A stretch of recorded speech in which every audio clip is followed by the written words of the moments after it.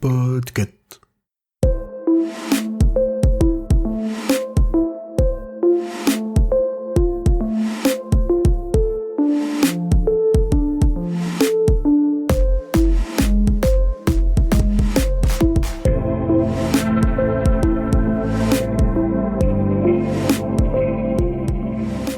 Bonjour à toutes et à tous, vous écoutez le numéro 107 de la Gazette du Maine, le podcast de Stephen King France qui vous résume l'actualité de Stephen King. Je suis Émilie et je suis très heureuse de vous emmener avec moi en balade dans le Maine pour vous conter les nouvelles informations depuis le 29 juillet.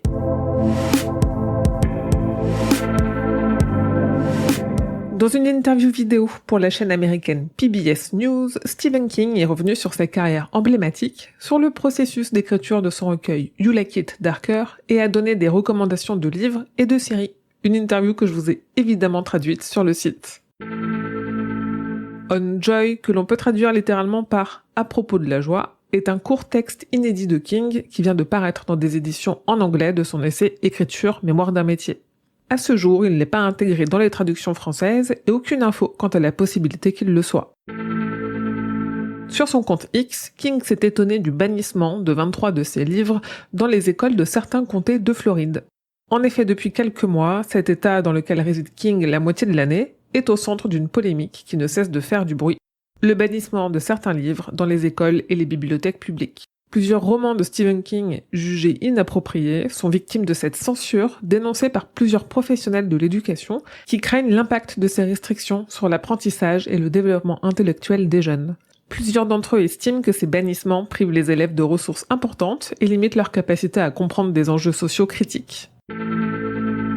Sur son compte X toujours, King s'est amusé à semer le trouble auprès des fans en postant plusieurs messages en lien avec La Tour Sombre.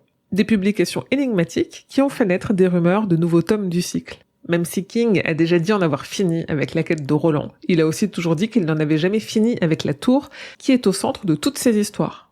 Mais dans un dernier tweet posté il y a quelques jours, il a confirmé qu'il postait juste par envie et non pas en lien avec un nouveau projet de tome du cycle.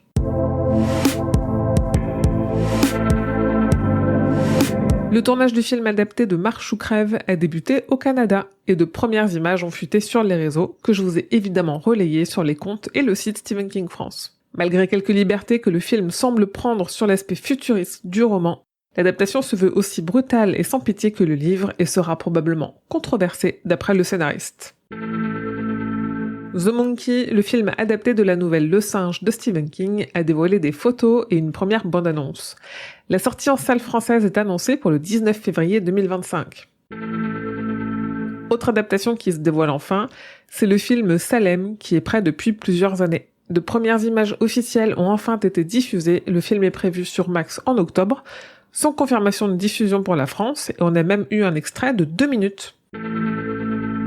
Et dernier projet de film qui nous occupe aujourd'hui, c'est celui de Mike Flanagan qui adapte La vie de Chuck. Le film a été présenté au Festival du film de Toronto courant septembre, et à ce stade on n'a pas plus d'informations quant à sa diffusion, mais les photos officielles dévoilées sont vraiment très prometteuses. Côté série, le tournage de Welcome to Derry, le préquel de ça, est terminé. La saison 1 s'est dévoilée dans quelques images officielles disponibles sur le site. La série adaptée de l'Institut a pris le relais puisque son tournage a quant à lui débuté. Jason Diaz et Simon Miller ont rejoint Ben Barnes et Mary-Louise Parker au casting.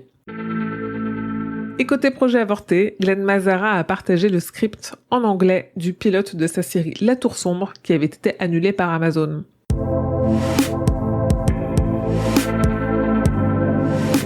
Comme chaque mois, un nouvel épisode de la 19e Palabre est sorti le 19 août. Dans ce numéro 20, on a terminé la lecture et l'étude du tome 3 du cycle de La Tour Sombre, Terre perdue, et on a discuté ensemble du cycle puisque cet épisode avait été enregistré en live sur Twitch.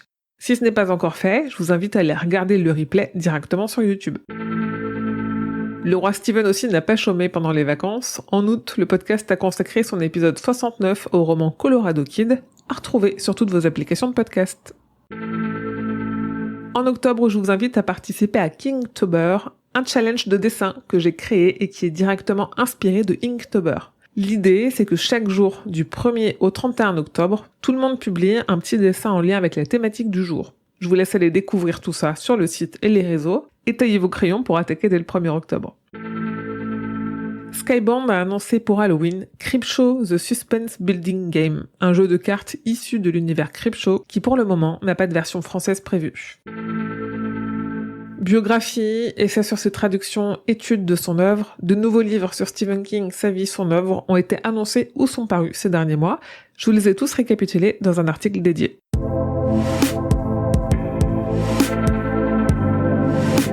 Côté agenda, la rentrée est calme. Parmi les marronniers, chaque premier dimanche du mois, vous me retrouvez sur Twitch pour parler de l'actu de King.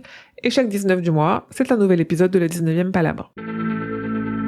Le 24 septembre est publié aux éditions ActuSF Stephen King Not Just Horror, l'essai du suédois Hans-Eike Lailja, et à l'occasion de cette parution, Lailja sera en rencontre et dédicace à Paris le week-end du 13 septembre, le vendredi au bar La Grisette et le samedi au Salon du Vampire. Tous les détails sont sur le site.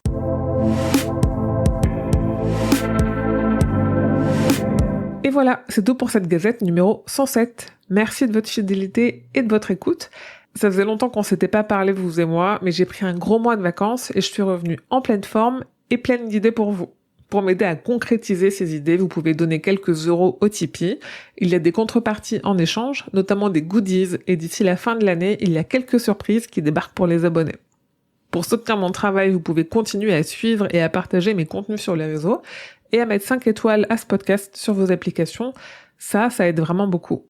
Comme d'hab, l'actu King, ça se suit au quotidien sur le site, mais aussi sur X, Insta, Facebook, Threads, Twitch, partout, et n'hésitez pas à nous rejoindre sur Discord pour discuter de King. Ce podcast est un podcast du label Podcut. Rendez-vous sur podcut.studio pour découvrir ce que font tous les autres podcasts. Je vous dis merci et à bientôt, fidèles auditeurs et auditrices, que vos journées soient longues et vos nuits plaisantes.